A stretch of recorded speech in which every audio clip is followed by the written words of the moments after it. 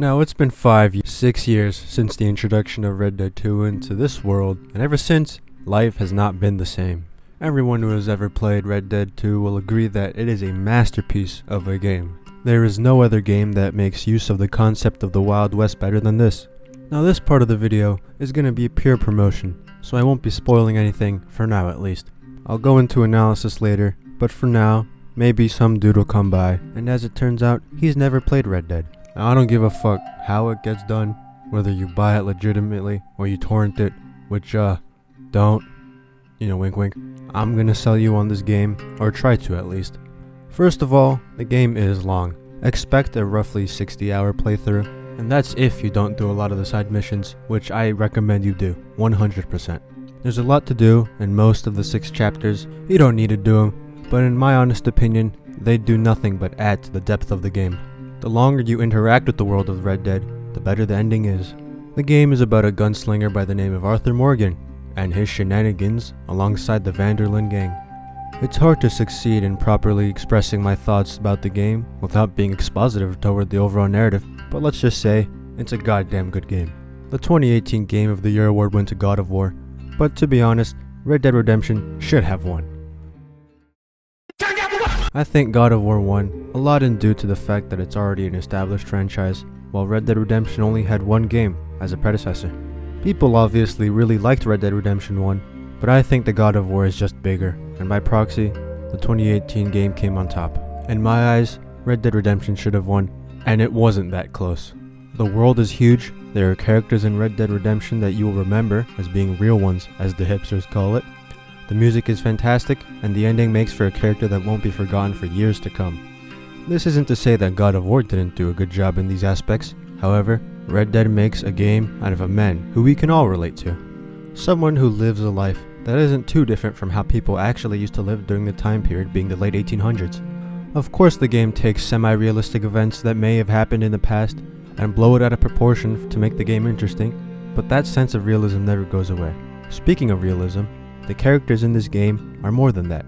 They do a damn good job at acting as people would. Whether it be empathy, animosity, greed, love, or any other human emotion, the game captures it beautifully.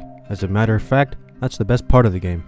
Now, there are some people who look at a game about riding horses and using the little revolvers as lame, as they're used to God of War standards. Big boom explosion, eldritch gods, all that kind of stuff.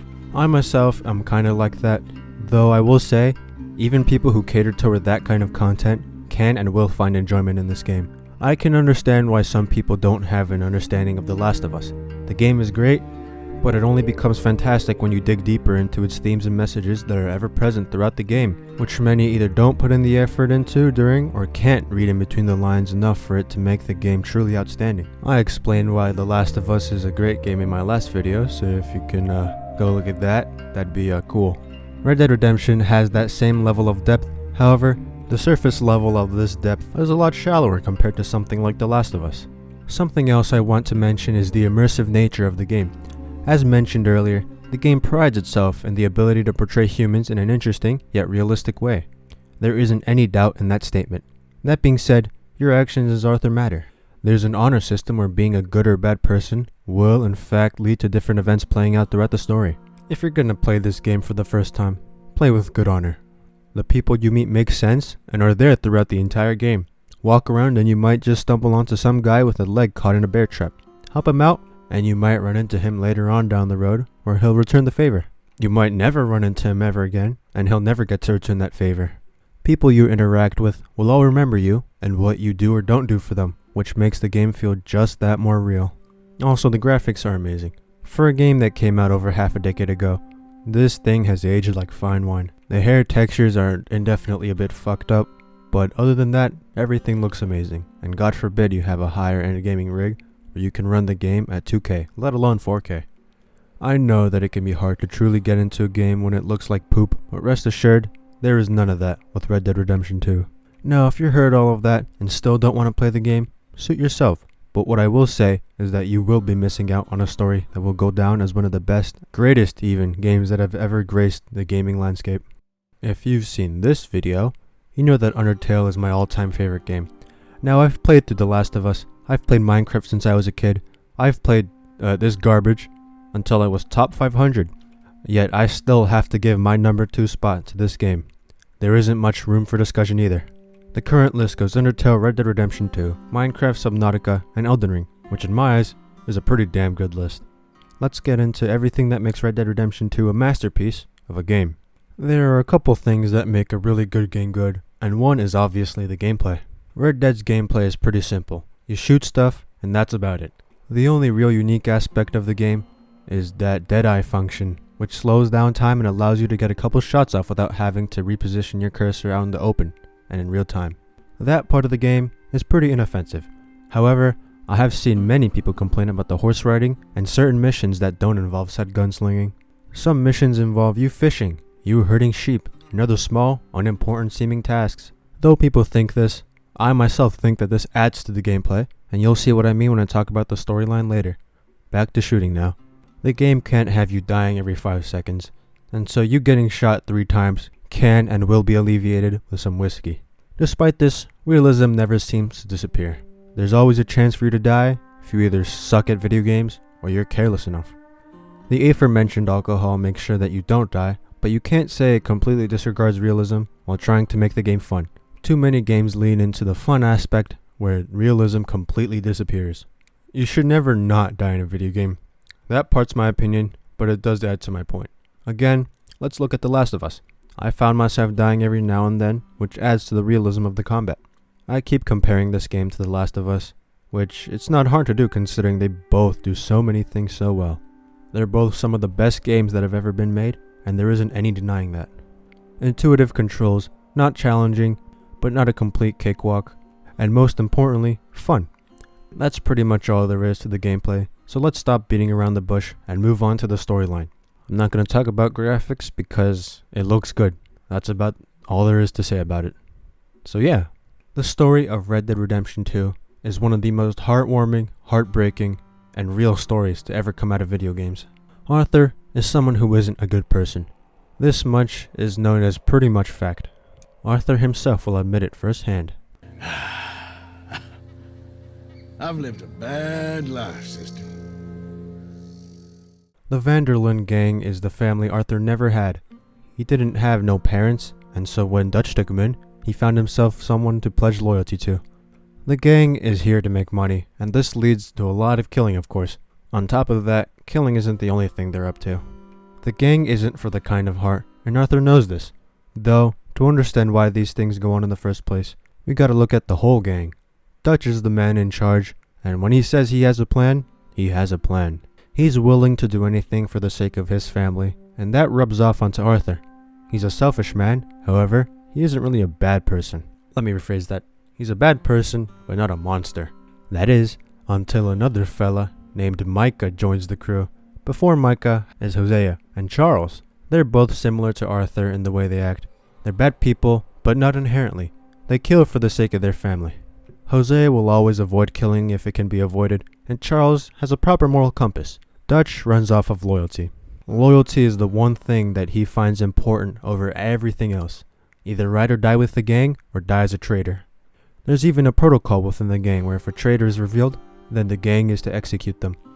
Loyalty to Dutch is the only thing he needs for him to consider you part of his family. That Micah guy disguises his acts as loyalty, however, he is his own force that changes the trajectory of the gang for the worst. Before that though, back to Arthur. Arthur being sinful is a very apparent thing that happens throughout the game. A key example is the debt collecting that he does for the gang. He is constantly sent out on missions to collect debt that is owed to the gang, which is always in vain as the people he goes to collect from are barely making it past yesterday to begin with. Extortion and a good beating usually comes after this, and he returns to the gang empty-handed. This is what Arthur's life has been for the past 20 years, and it has yet to change. As long as it's for the gang, he's fine doing anything. Killing is no problem if Dutch orders it. After all, he's the man Arthur once called a father. Our perspective kinda changes when we see Arthur hang out with the people of local towns. Of course he's nice and all to his fellow gang members, and he isn't willing to let them be taken advantage of, but he also doesn't cause unnecessary trouble when he doesn't need to. He's just a man trying to get by, that's all. Well, unless he's drunk. At some point of the game, we come to realize that Arthur has tuberculosis. Got it by accidentally ingesting some blood off a fellow he was beating for the sake of some debt. The sins of his past come to haunt him. Arthur now knows that he's on borrowed time. That his death is soon to come. However, he doesn't make that big of a fuss about it to the gang. The signs were obvious, and there were people who knew, but there wasn't much sympathy going around. Everyone's friendly with Arthur except Micah, fuck that guy. But they still all know what kind of man Arthur is. A man who is willing to do anything Dutch asks of him, no matter how abhorrent. There wasn't any sympathy going around because by the start of the game, the gang isn't really all too close in my eyes. Yeah, they've been traveling together, but despite how Dutch perceives them, they are people brought together via circumstance, not exactly by choice. Arthur, now knowing that he has a finite amount of time left to live, considers all that his life has been. He has been starting to doubt Dutch due to all that he's making the gang go through, and only now does he fully realize that Dutch has a few screws loose.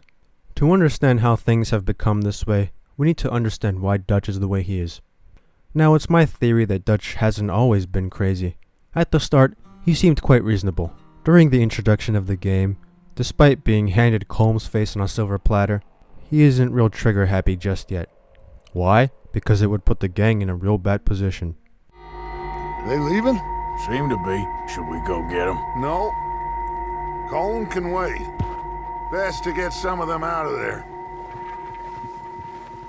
That being said, there's a whole raid in Blackwater that we need to piece together, and seeing as not much has been confirmed, it's hard to gauge his morality. What we do know is that he ruthlessly shot a woman in the head, and at that point, several gang members slowed down and ended up departing from the gang. Dutch's descent seemed really apparent starting here. Considering how Arthur doesn't recognize the act of shooting a woman in the head as something in character for Dutch, We ain't run into them yet, so they both must have headed down the hill. Sure. Hey, I ain't had time to ask. What really went down back there on that boat? We missed you. That's what happened. Come on. it seems like a reasonable theory. As of the start of the game, Dutch doesn't really want to talk about it. Deflection is quite common for questions that cover a topic he isn't fond of. Anything that questions Dutch's plan, on the other hand, is met with hostility. Now it is time to prosper. Arthur and I were about to prosper in Blackwater. We were on to something big. Then Micah got you all excited about that ferry, and here we are. We have all made mistakes over the years, Hosea. Every last one of us. But I kept us together. Kept us alive. Kept the nooses off our neck. I guess I'm just worried. I ain't got that long, Dutch. I want folks safe before I go. Me too. And now we are stuck, east of the Grizzlies and out of money, and a long way from our dream of virgin land in the west. I know, my brother. But we are safe. We make a bit of money here. Then we move again. Head out around them. Be west of Uncle Sam. In a few months, buy some land. I hope so.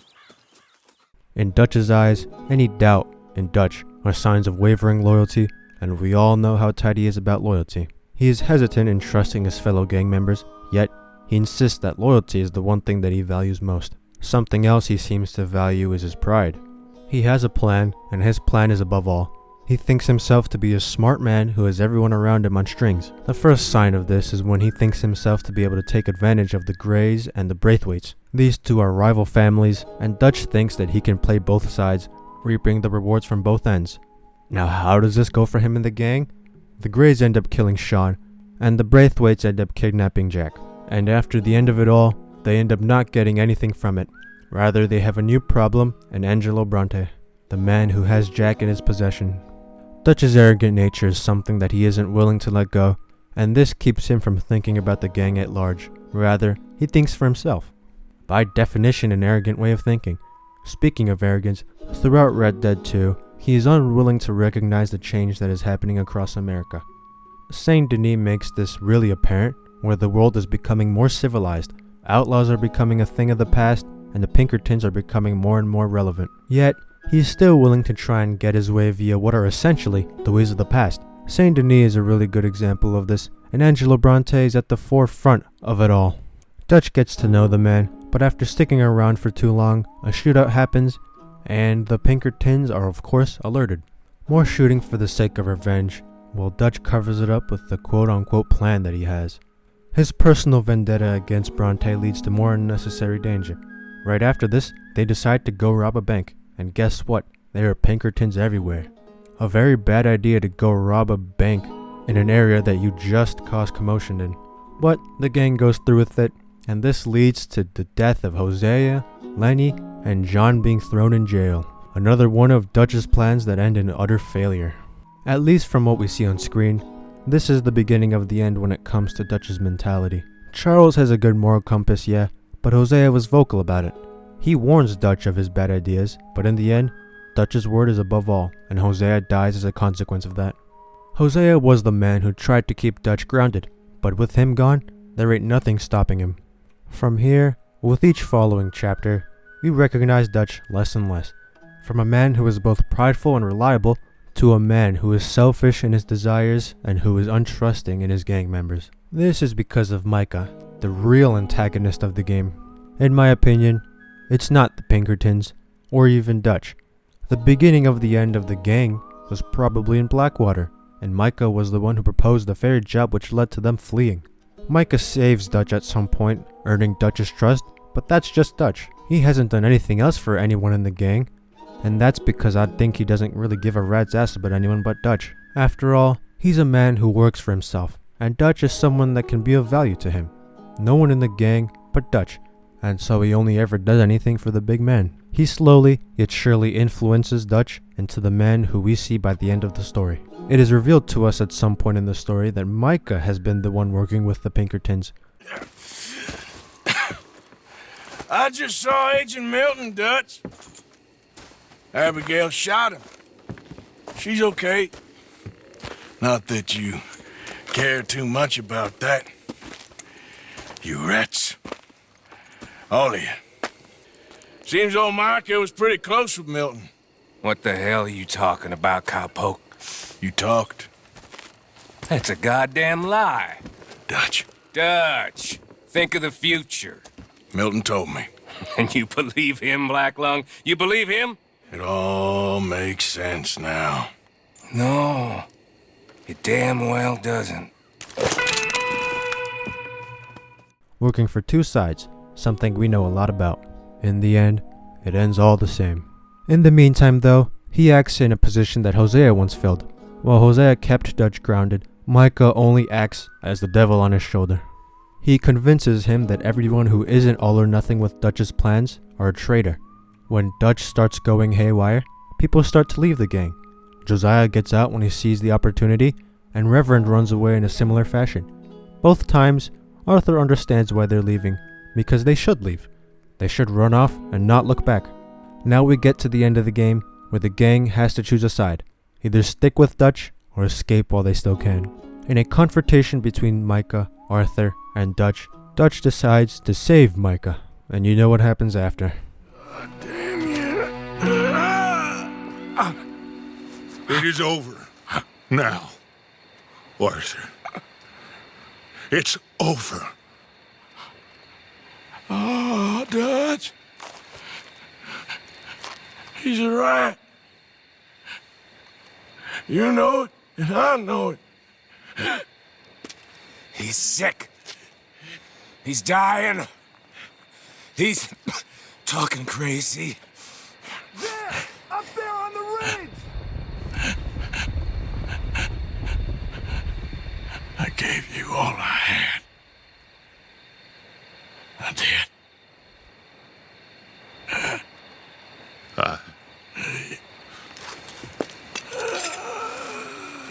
Come on. Dutch. Let's go, buddy. We made it. We won. Come on. John made it. He's the only one. The rest of us... No. But I tried. In the end, I did. Come on.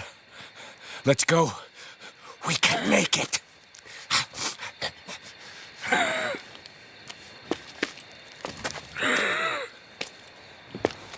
Come on, Dutch. Come Come on! By the end of the cutscene, Dutch really reflects on how he's lived and what he's done for the gang, only now realizing his failures. Is what I would like to say, but even this is something that I can't be 100% sure of. He is, after all, the man who descended into madness, which led to the gang's downfall in the first place. I do believe that he recognizes the fact that Micah was but someone who never saw the gang as a gang, rather a tool to get closer to Dutch, and only Dutch. And this isn't for any sentimental reason either, like the other gang members. Micah was trying to use Dutch, and this realization comes all too late for it to even matter. Now we cut to the epilogue, where John confronts Micah.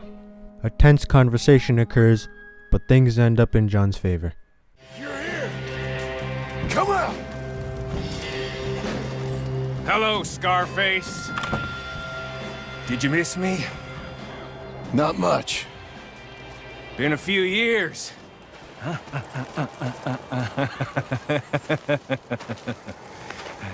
How's that, whore of yours? She's good. Didn't reckon I should waste my time killing you. But I felt different. So it seems. Well, maybe after all this is over, I'll go pay her a call. And the boy. Whatever you say.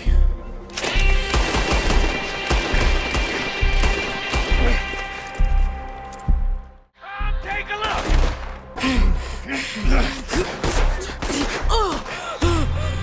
Come on now, Micah. At least die like a man. Hellfire. It's just like old times. Come on. You turn around and start walking. You got me! Just like old times. All manner of folk paying so. This is all until Dutch shows his head. Hello, son. Mrs. Adler? It's been quite a while.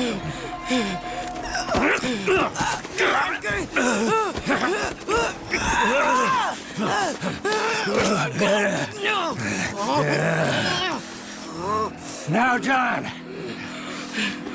Now, what were you saying? What are you doing here, Dutch? Same as you, I suppose. Dutch and I are teaming up once more. We got money.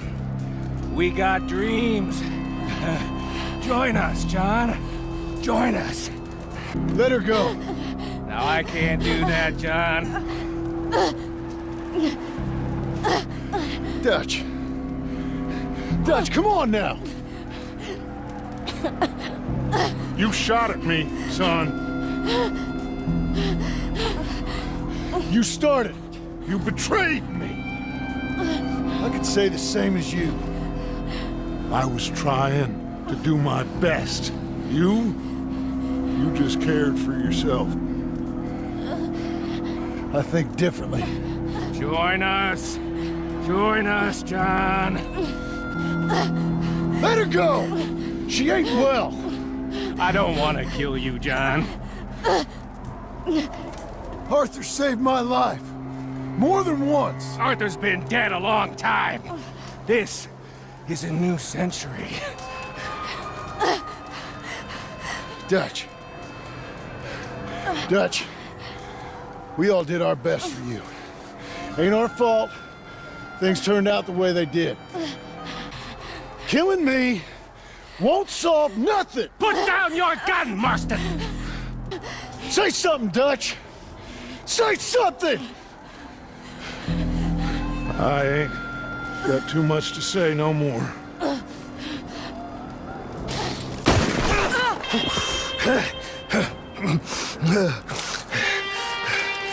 You shot me.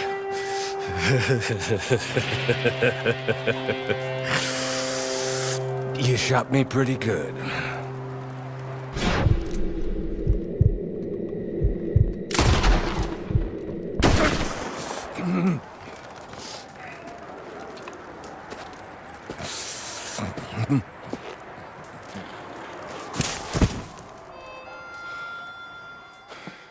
Thank you.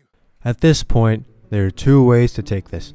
Either Dutch recognizes his faults and gets rid of the problem, or Dutch gets rid of Micah because he knows that if he keeps him around, nothing will change. Micah will continue to work two sides and will continue to try and use Dutch for his own benefit. Though you may think that these go hand in hand, I believe that the latter is less of Dutch avenging Arthur, but seeing things as benefit and loss, where keeping Micah around is more of a loss than a benefit. Something I want to also mention is Dutch's philosophy in retrospect. His philosophy has always been freedom over anything. Be free and live as an outlaw. That's how he wants to accomplish this. That being said, he himself is sabotaging this very goal. He lives as an outlaw that kills many people on the daily. Something he brings up all the time is the need of money. He needs money, and with it, they can go west and attain freedom. That being said, he has always put himself in trouble. Causing commotion is something he is quite good at, but this is limiting his options more and more. Pinkertons will always eventually make their way towards him, and being rowdy does nothing but alert them. They work towards money to run from the problems they themselves create. Something Dutch does is involve himself in the commotion for the sake of escape. He tries to make commotion to allow for an opportunity, but as soon as he himself becomes a part of it, it becomes completely useless. This kind of ties into him thinking he's smarter than everyone else. He thinks that he is smarter and greater than everyone around him. Yet, under his leadership, things never turn out well for the gang. Whether it be the Braithwaite and Gray's feud, or the fight between the Native Americans and the police, he is always in the middle of all the chaos, in the eye of the storm, meaning he never gets the opportunities that he strives for in the first place. Now that we kinda know who Dutch is, let's get back to Arthur. Arthur has been indoctrinated since a young age by this man to believe in him. Things often went south once Micah joined, and seeing his attitude to the gang, he was quick to judge the newcomer.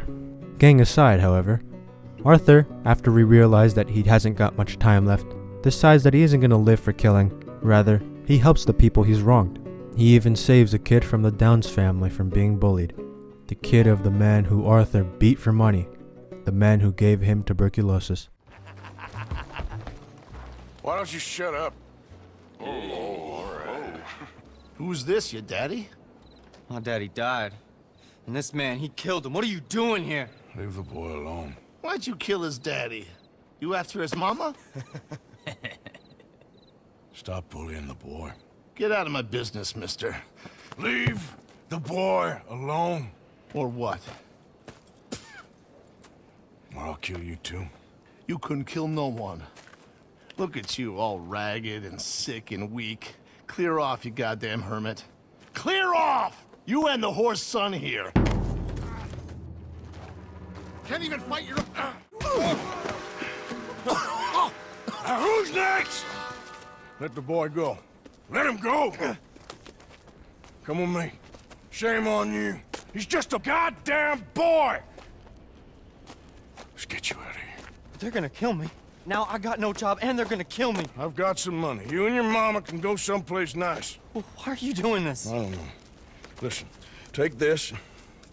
All of it. Try and talk to your mama and get out of here. Now run. I'll try. Good boy. I don't want to see you here again. You still here, kid? Yes. Mama can't leave. Won't leave. I don't know. I said I had the money. She said your money weren't moral. She said it'd be better to die than to take it. Maybe she's right. I don't know. I don't know anything about morals. She's still heading out. Working, you know? I'm sorry, son. Sorry about all of this. She ain't been back for a few hours. She left with some fella down the railway tracks. I did not like the look of him. Which way you say? That way. Around the woods towards, Willard's Rest. I'll see what I can do. That's enough now, partner. You're starting to scare me, let alone the poor woman. Clear off. Who are you? Someone who don't want to hear no more of your nasty mouth. Push me. I'll put a bullet in you. I presume Archie sent you? I said clear off before I deal with you. I'll see you again, dearie.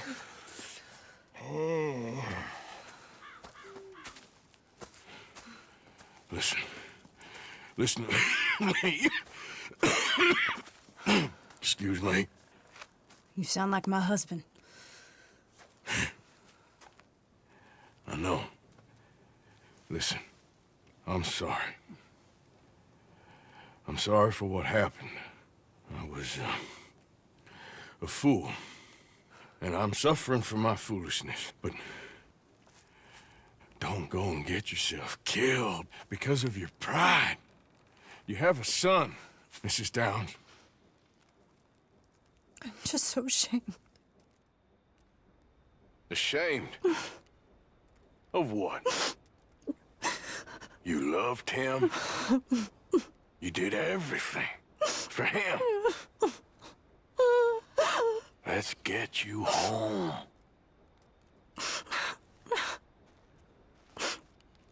All right. Mama! Oh, you silly boy. Oh, Archie. Oh, we do. Get out of here. Go live someplace else. Start over. Here, take this. I don't need it no more. I don't want your money. Yeah, I know you don't want it. I don't. You sure as shit need it. Take it. No. I ain't looking for forgiveness. It ain't about that. Don't forgive me. Just take the money and get out of here, please. I know I ruined your life. I suffer for it every day. But don't let yourself get killed for pride. I seen it kill too many folk. Don't say anything. Don't thank me. Just take the money and pack your bags. That's all I gotta say. Thank you, Mr. Morgan. I said don't thank me. Get out of here. Please.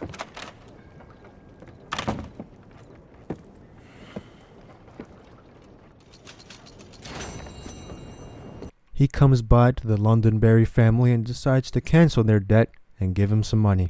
It's the least he can do. Mrs. Londonderry. Arthur's dead. I know. I'm sorry for it.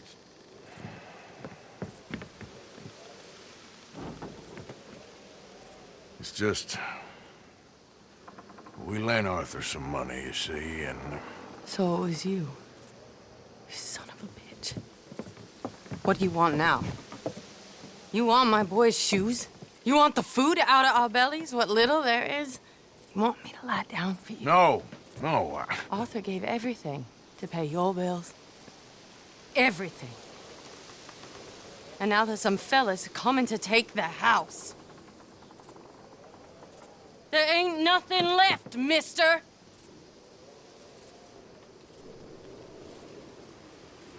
I just wanted to say the debt's canceled and here, take this. It won't bring your husband back, I know. You need money and I don't. Well, you're a good man. I just wish you'd done it before he worked himself into the grave.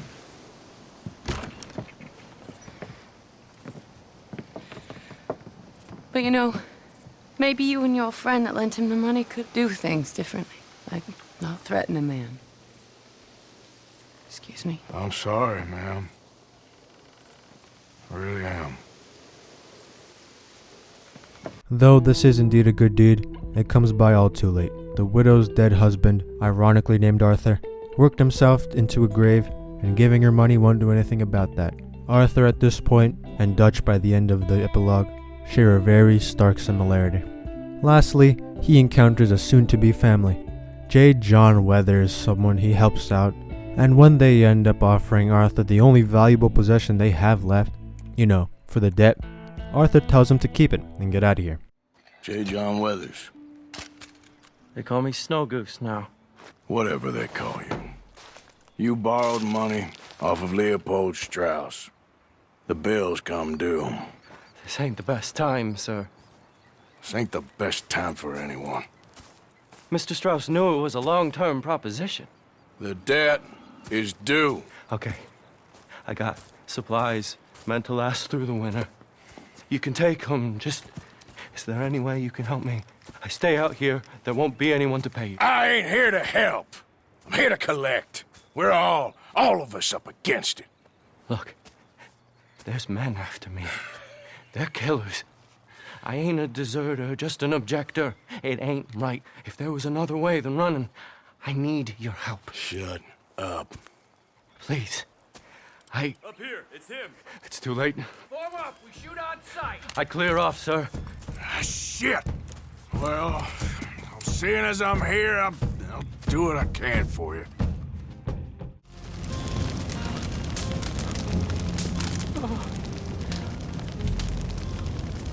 It's all right, my darling.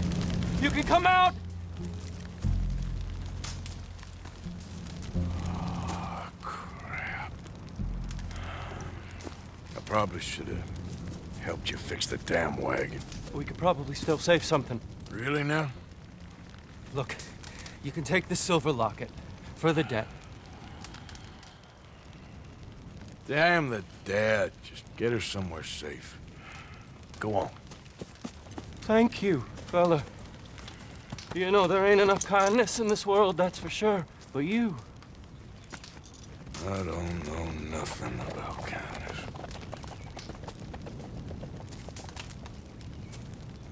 Something these people all share in common is that they feel grateful to Arthur and thank him. He's a good man. At least that's what they tell him. Yet he disagrees every time. He insists that he doesn't want a thanks or any sort of appreciation for the matter. He's only there to try and right a wrong he has committed in the past under the influence of Dutch, knowing that anything he's done in the past will stay done in the past, and he can't change that. He becomes a good man of sorts, yet he doesn't acknowledge it because in the end, he isn't. He's a man who has killed more people than he can count, and he knows this.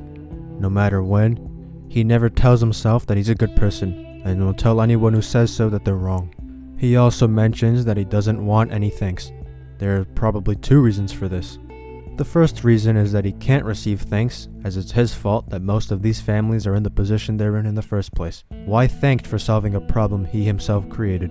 Another reason is that he isn't doing it for gratification. He knows that he's a bad person, and no matter how much good he does with the time he has left, he can't erase all he's done so far.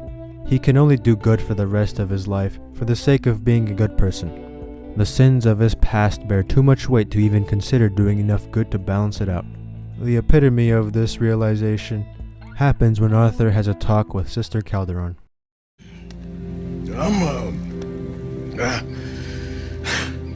I'm dying, sister. Okay? Yeah, I got TB. I got it. Beating a man to death for a few bucks. I've lived a bad life, sister. We've all lived bad lives, Mr. Morgan. We all sin. But I know you. You don't know me.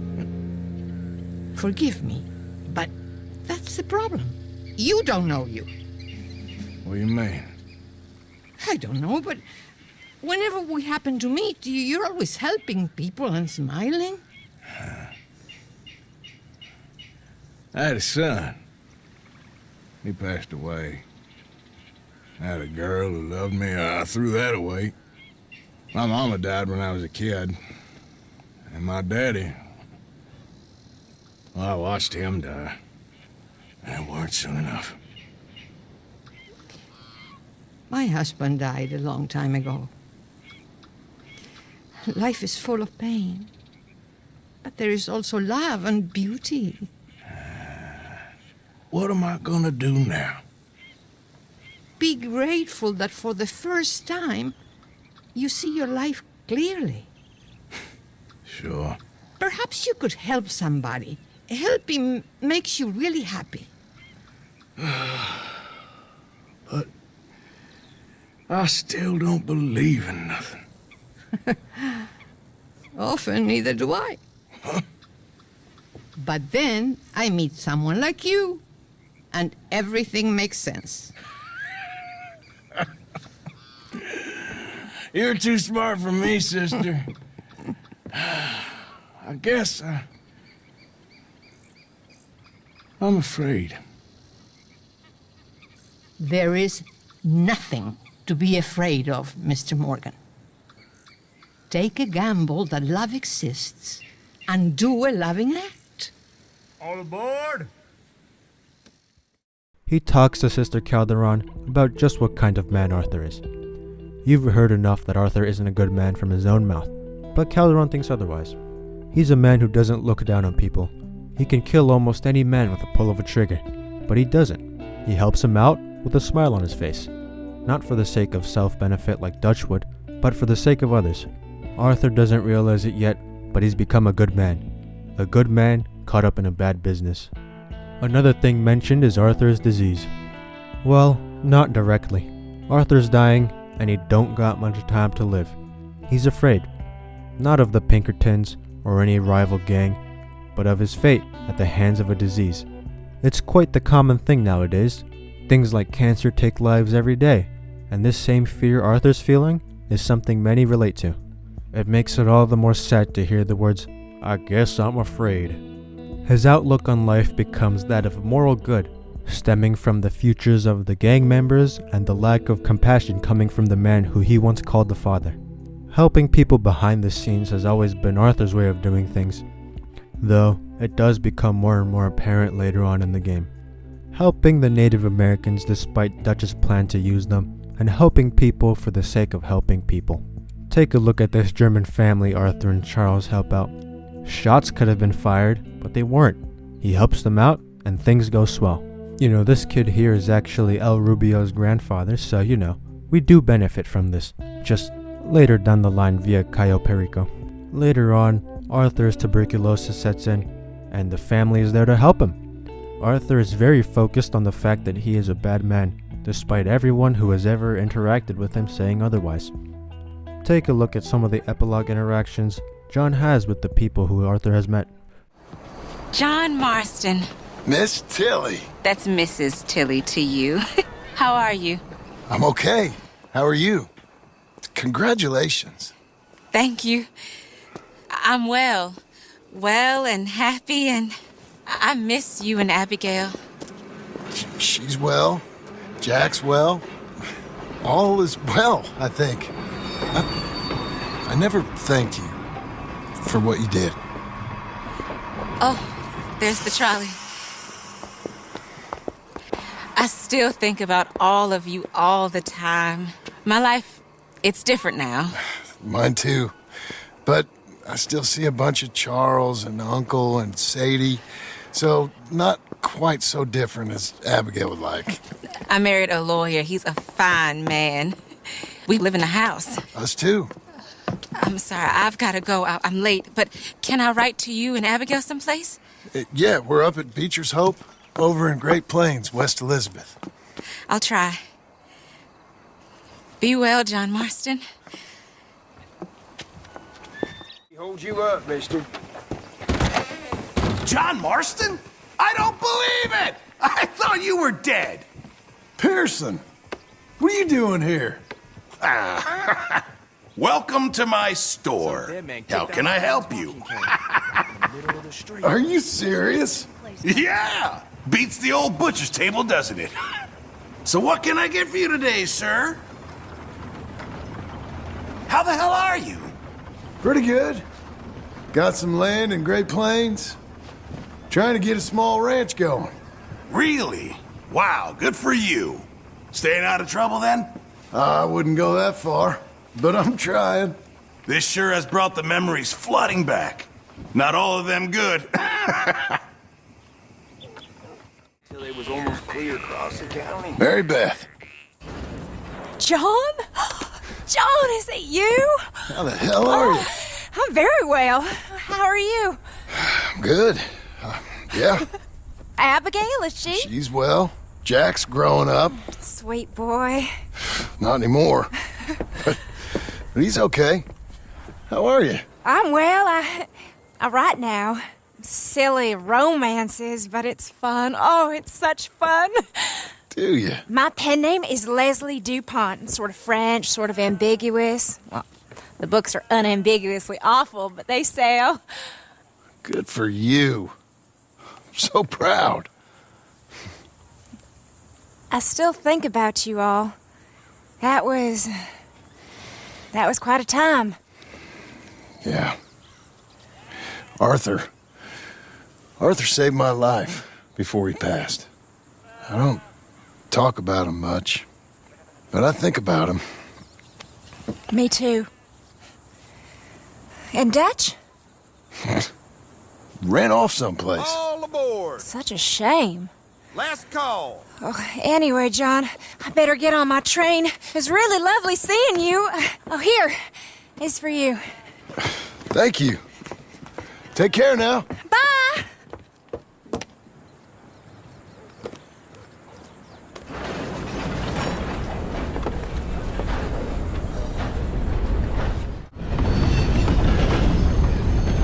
Excuse me. Hello? Didn't I meet you a long time ago? I don't know. With, Arthur?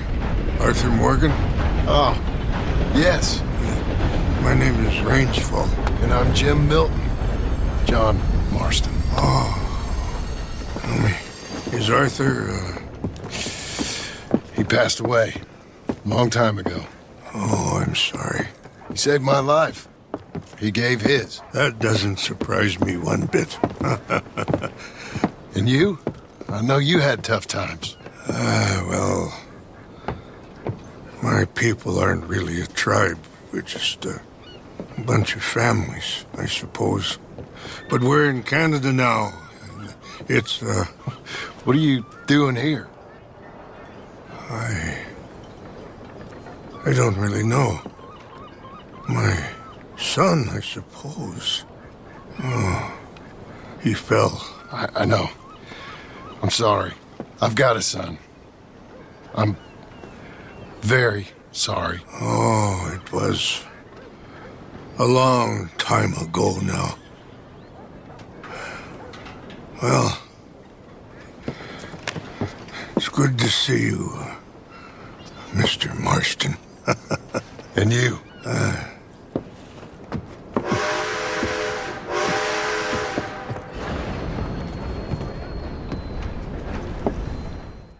John and the people he talks to all make it very clear that they don't think badly of Arthur. Actually, the opposite. The only one who thinks so is Arthur himself. And maybe Micah, but that guy's opinion matters not. One interaction John has that stands out to me is the one he has with Chief Rainsfall. Nothing that mind-blowing is said, but here it really dawns on you the impact Arthur had with the Native Americans. Dutch used them. They were innocent people that were driven to a point of warfare, and Dutch wanted to take advantage of it. As I said before, I don't think Dutch was always a bad person. However, there is a very striking similarity between the Native Americans and the Van der Linde gang. They both comprise of people whose society has thrown away, and Dutch was there to pick them up. Or so it seems. Arthur tries to help the people behind Dutch's back, and does not do so for the sake of anyone but the people in need. A false principle bestowed upon him by Dutch is one that eventually blooms into compassion. This also marks growth in his character. Once upon a time, Arthur wouldn't give a shit about these guys, but now he's going out of his way to go get vaccines for them. Tries to avoid fighting even. Tries to be the manpower that Rainsfall needs. Yet, it seems that it is all in vain, as Dutch's promise of a better future leads to a big fight happening, and Eagle flies dying. And for what, you ask? For money. Money to escape the consequences of last time they tried to get money. This cycle means that it was most surely inevitable that the gang was going to fall apart. Dutch's tomfoolery pushed Arthur to his edge, and for this, Dutch chooses to leave him for dead. I want to mention Arthur's horse.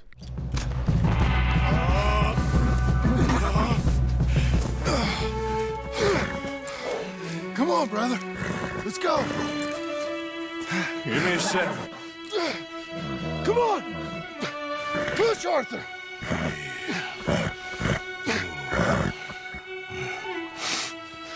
Thank you. Arthur!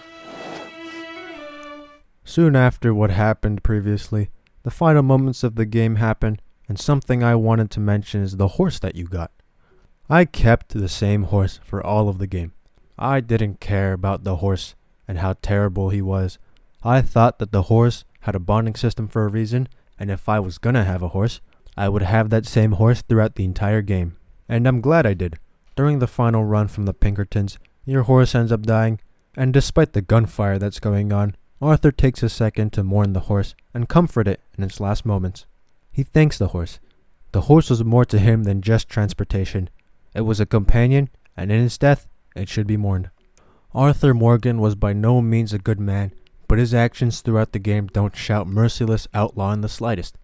He is a man who is true to himself, even if it means that he has to go against the man who raised him. Red Dead Redemption 2 is a game about the changing world.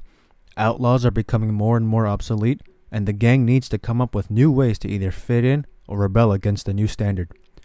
Dutch is the center point of a massive storm, and Arthur unfortunately gets caught up in the mix. The world of Red Dead is one very lacking in compassion, which makes people like Arthur a shining light in a world shrouded in darkness. It makes it all the more difficult to accept the fact that Arthur is gone. The hardest fact to cope with is that in the world of Red Dead, Arthur isn't in it. John, Sadie, Charles, think of the people that wouldn't have been the same if it wasn't for Arthur. Losing Arthur means losing a friend. You spent the time with him. You herd sheep, you ride your horse, you shoot shit up with the man for so long that he seems less and less like pixels on a screen. People often say that the game has a lot of senseless horse riding and boring missions, but it only adds to the game. You get to know Arthur. You get to know his mannerisms, how he talks, how he behaves, all that. Every "Hi, mister," he shouts at a passing civilian. Every man on the side of the road that he saves. Every interaction familiarizes us with him more and more. When we lose a friend, we tend to focus on the big, fun times you had with them, but it wouldn't be all that bad if you hadn't known them for a while. You know all the good and bad that comes with being their friend, and losing them means losing out on all of that. There isn't any part you don't miss, even when the time where you two sat in a call playing Minecraft with minimal conversation. Red Dead Redemption 2 manages to capture this feeling to a T, and so I believe that the length and apparent senseless missions all have meaning. Very important meaning. Before I close out, I want to make a tier list ranking the gang members for fun, so here we are.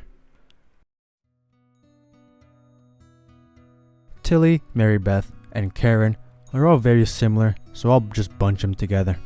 They don't really offer much in the story, so they're all down here. It sucks that a lot of women are so low when it comes to relevance, but this is what it is. Tilly had one mission where she plays the role of damsel in distress. Karen had a relationship with Sean, and Mary Beth didn't really get any special dedication at all. You kind of remember her as the woman who screamed when Kieran came back, so there's that. Tilly's mission was quite irrelevant in retrospect, so it isn't very memorable, and Karen's relationship with Sean, is probably the best thing to come out of these three. She and Sean had a thing going on, and it was nice seeing them together, being bashful and happy. However, Sean ends up dying, and after it all, Sean and Karen both end up leaving the gang, in one way or another.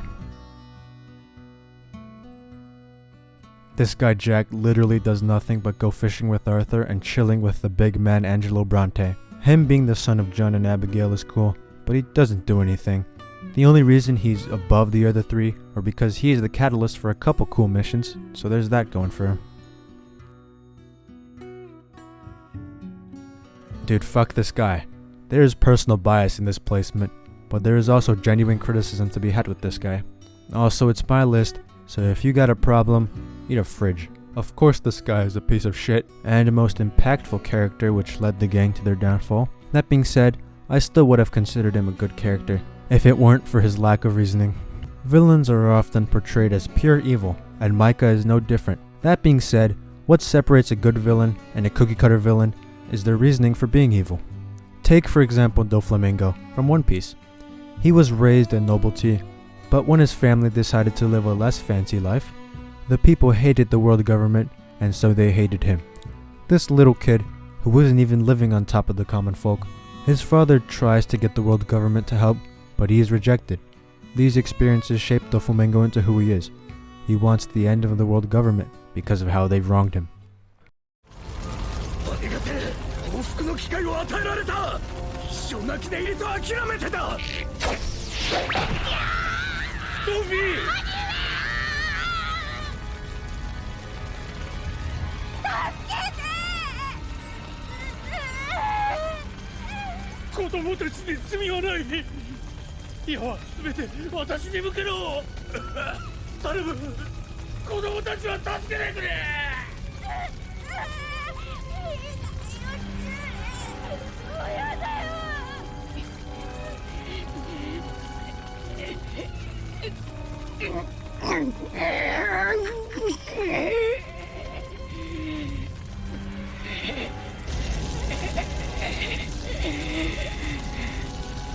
覚えてろ。覚えてろ、お前ら。俺は死なねえ。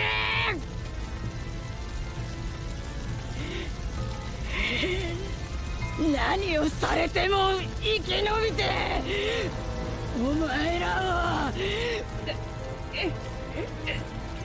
をお前らを一人残らず殺しに行くからね。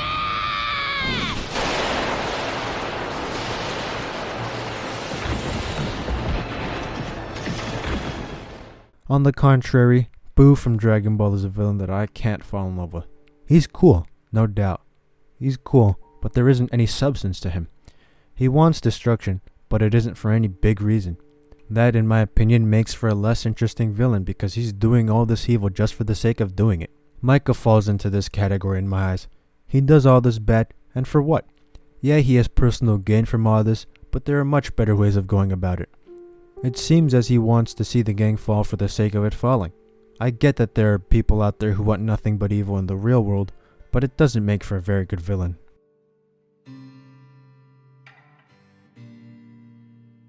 I don't think anyone is going to disagree with the fact that Strauss sucks. He's the man who caused the downfall of many families. Remember the debt that Arthur had to collect? This guy is the reason for it. He destroys families and makes Arthur do some bad things which he soon regrets. Even indirectly gives the man tuberculosis. One thing I can give him credit for is being loyal. He was eventually caught by the Pinkertons and tortured, but in the end, he never said a word. For that, he has a tiny bit of respect. Also, finessing those people while playing poker was also pretty cool. Pearson is the gang's cook and an okay person to have around. By no means is he anyone's favorite, but no one hates the guy. He's in a very similar position to the more irrelevant gang members, but he also indirectly kind of got Arthur kidnapped, so there's that. Miss Grimshaw is the mother of the group. She sets up camp on the fly, and she acts as the role model for the girls in the group. She's mean to them, but it comes from a place of love. Tough love, they call it. That being said, when the time comes, she's ready to throw some shit down. After all, she was the one who took out Molly when she supposedly ratted out the gang, something that was cause for murder. It sucks that she went down the way she did, very unceremoniously, considering she was there as a founding member of the group.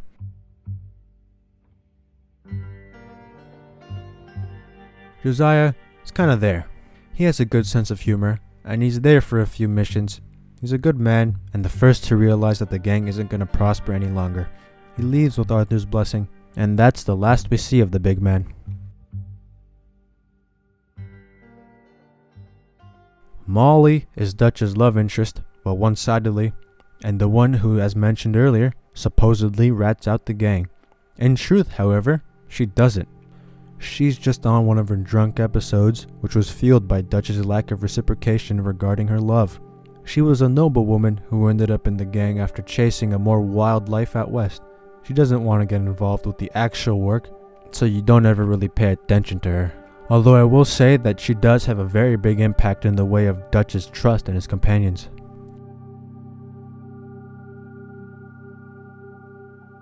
Bill was a war vet who joins the gang to finally attain a sense of purpose. He joins you for a couple of good missions and is a crazy motherfucker who does things his way. But, you know, he does things in his way in the confines of loyalty to Dutch, who he sides with at the end of the game. Not cool, man. Reverend is someone who we can all agree is an annoying head-ass for the first few chapters of the game. Someone who abuses substances and doesn't help around. It makes you wonder why he's even around. That being said, his redemption is quite something. He goes clean and eventually leaves the gang. It's ironic how the man who was once addicted to drugs and alcohol, so much so that he eventually doesn't realize that he's standing on train tracks about to be fucking run over, has the mental clarity to understand the state of the gang more than most of the members. Arthur also sends him off in a nice way, and Reverend makes it clear that he has respect for Arthur. Arthur isn't a good man, but he's an honest one. He isn't a bad person, and maybe if the gang was all like him, things would have been okay.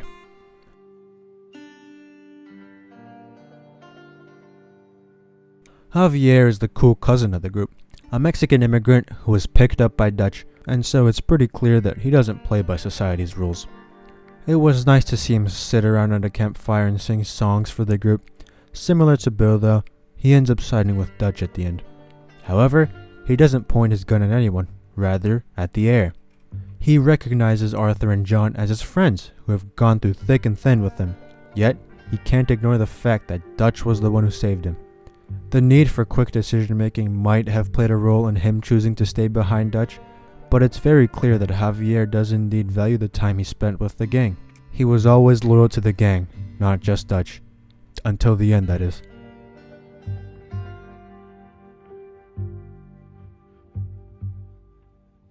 I quite like Abigail.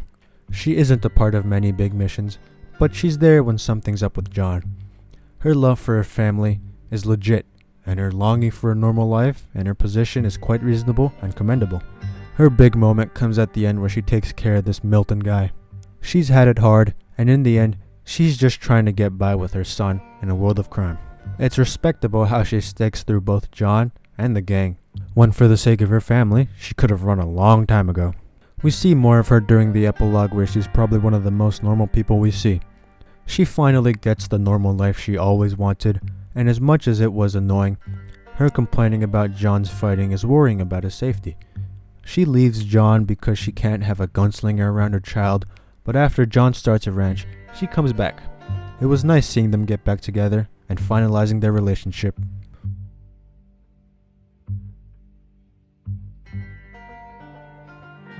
Uncle is a funny guy, a jokester who has got a very serious case of lumbago. He's there for a couple of missions, but he isn't too big of a factor. That being said, we can clearly see his friendship with Arthur and his worry for the gang. He ends up leaving, but comes back during the epilogue, where he makes his mark as the same old uncle we've come to know.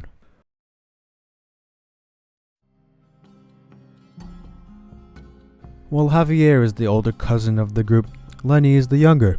He's always out there to make his mark, and because of that, he always ends up in the midst of a gunfight. He's a young, ambitious guy who we all get to know quite well, thanks to his friendship with Arthur. Also, how could we not mention his drunk partying he does with Arthur at the start of the game? He unfortunately dies during the Saint Denis bank robbery, but in the moment, there was no time to mourn his death. Despite this, Arthur still takes a second to acknowledge his friend's passing. If he stayed alive till the end, I would have bet that he would have sided with Arthur.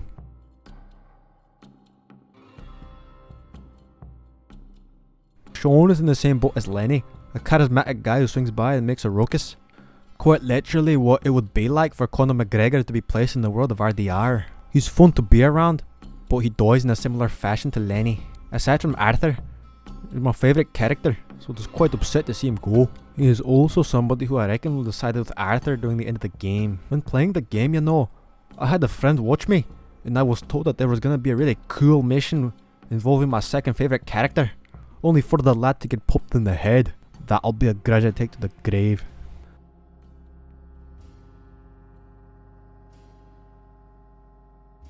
Kieran was honestly one of my favourite characters.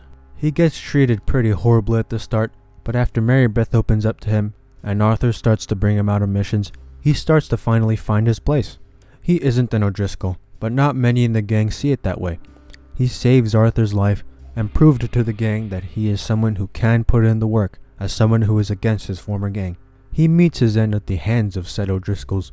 He is tortured and sent back to camp on his horse, decapitated. An honestly shocking moment to see for the first time. He would have sided with Arthur character number 3 at this point, but he was a good kid.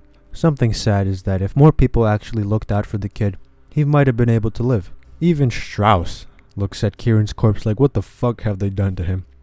One sent O'Driscoll to the man who Arthur regrets not being able to save.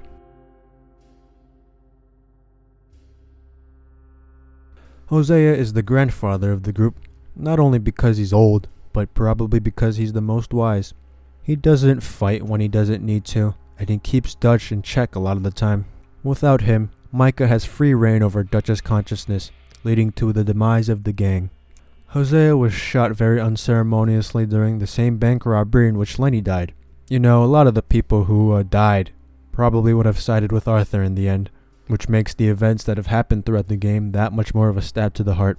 He was an early member who looked out for the gang until the very end of his life. His death marked the rapid decline of Dutch's mind, the man who the gang needed, but gone too soon.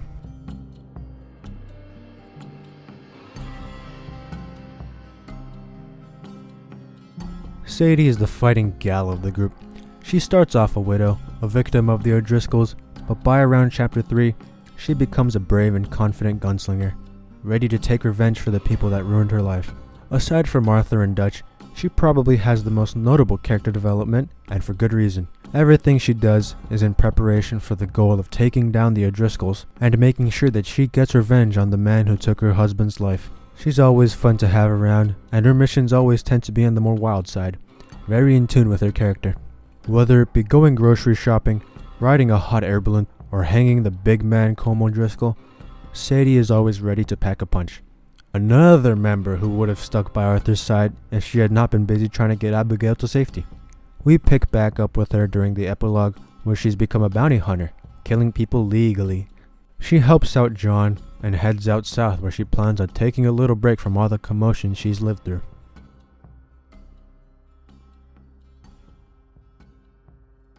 Charles is that guy. He's loyal to Dutch, however, he isn't one to pass by someone in need. He's probably the most morally sound guy in the gang, never fighting when he doesn't have to. I reckon Arthur uses him as a basis on what to try and replicate after he learns about his disease. Someone who helps not for the sake of himself, but for the sake of others. Out of every gang member, we spend the most meaningful time with him out of anyone else, and so him and Arthur have quite the bond. If he didn't go out to help the Native Americans, there is no doubt in anyone's mind that he would have stood up against Dutch. After all, he is that guy.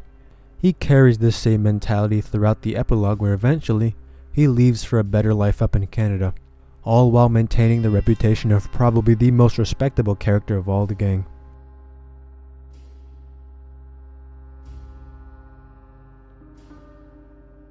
John is Arthur's brother. They've both been under Dutch's wing since they were kids, and they grew up together. They have a brotherly bond that Arthur doesn't really share with anyone else. John ends up leaving the gang but comes back, and Arthur isn't too happy about it. That being said, when John needs help, Arthur is there to save him. Arthur doesn't like the fact that John left the gang for a year, but is ready to accept his brother back with open arms. In the face of a man who they once called the father, they stand together. Arthur's death is something that he thinks about constantly. Arthur was the brother that saved his life, and he is forever grateful. They shared many experiences together that make this farewell really saddening in the eyes of many, including myself. We get to see him become a normal man in the epilogue, officially getting married with Abigail. He gets his happily ever after, though only for so long. John is alerted that Micah is out and about, and he decides to take action against Abigail's decision. Arthur wanted him to run and not look back, but what does he do? Look back. But how could you blame him? The gang's demise, let alone Arthur's death, was all caused by this man, and he isn't gonna let him live to see another day. There's news going around that Red Dead Redemption 1 is getting a PC port, so eventually I'll get to experience all that killing Micah has led to.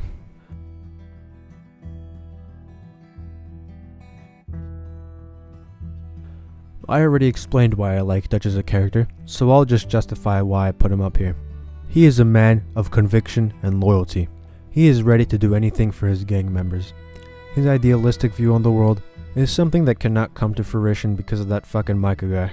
Dutch had always thought of himself as the mastermind of it all, yet he was stuck dancing on Micah's hand the entire time. It just took the death of Jose to set it in stone.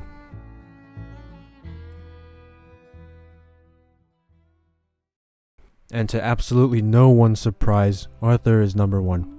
There is literally no need for an explanation. He is one of the best written characters of all time. He is a bad man who tries to make a positive difference in the world. Unfortunately, Arthur only realizes this after it's too late. Now, if that doesn't make you shit yourself in amazement, nothing will, and that is just the cold hard truth. Red Dead Redemption 2 is one of the best games you've ever played, because you will play it after this video if you haven't already. You fucking better. It's an unforgettable experience with a plot like no other. That being said, that wraps up this video, and so I'll be seeing you ugly fat fucks next time.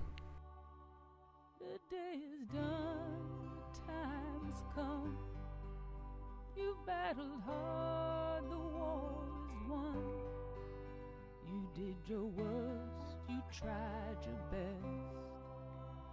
Now it's time to rest.